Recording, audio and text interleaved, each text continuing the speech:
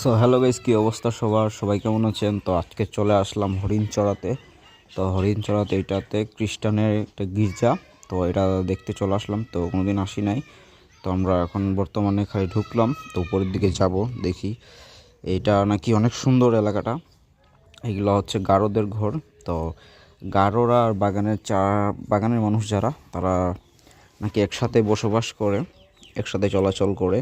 তো এই হচ্ছে উপরের দৃশ্য। সো এখানে অনুষ্ঠান হয় তাদের বড়দিনে।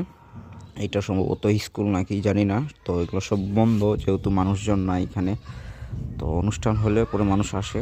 এই যে এটা হচ্ছে মেন তাদের যীশু খ্রিস্টের অবস্থান যেটা। তো এইখানে অনুষ্ঠান হয়, এই দিকটাতে প্রোগ্রাম হয় তাদের বড়দিনে। তো আপনারা যারা হরিণচড়াতে আসবেন, তো অবশ্যই এই গির্জাঘরে একবার হলেও আসবেন। অনেক সুন্দর পরিবেশ। তো আমাকে নিয়ে আসলো এই রিঙ্কু ভাই। তো রিঙ্কু ভাই হচ্ছে হরিণচড়ার একজন। তো ভাই খুব ভালো একটা মানুষ, আমাদেরকে অনেকটা সময় দিল। পুরা গির্জাঘর ঘোরালো আমাদেরকে, পুরো এলাকাটা ঘোরালো, আরও দু একটা জায়গা ঘোরাই আমাদেরকে। তো এই হচ্ছে তাদের মেন যেটা যীশুখ্রিস্ট এইখানে তাদের অবস্থিত। তো আমার লাইফে এই জায়গাটা প্রথম আসা। তো আসার পরে দেখলাম যে না, আসলে জায়গাটা অনেক সুন্দর। একবারে দেখেন পাথর দিয়ে কিন্তু মুড়ানো এই জায়গাটা। তো আমরা যে মন্দির বলে থাকি আর কি, যেরকম, তো তাদেরও এইটা। তো গির্জা বলে, গির্জা যারা এখানে থাকে আর কি। তো এই হচ্ছে উপরে সিঁড়ি দিয়ে উঠবো।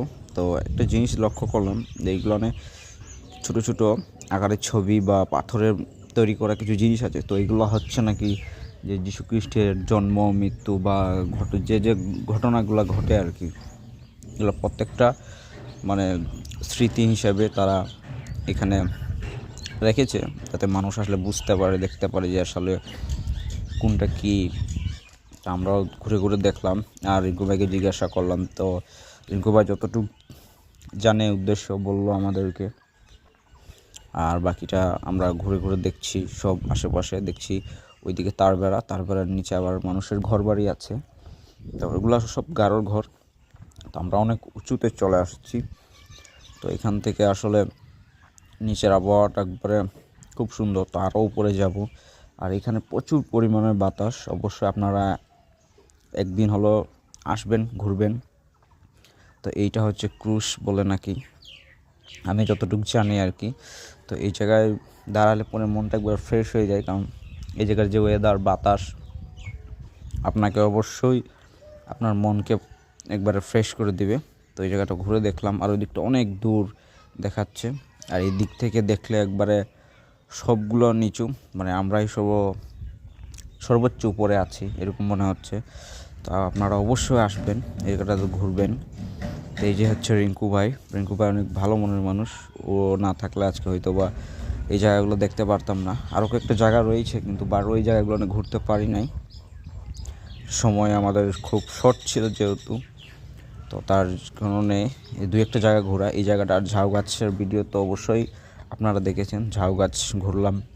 আর এই জায়গাটা অনেক বিশাল একটা জায়গা ভাই, আপনারা অবশ্যই আসবেন।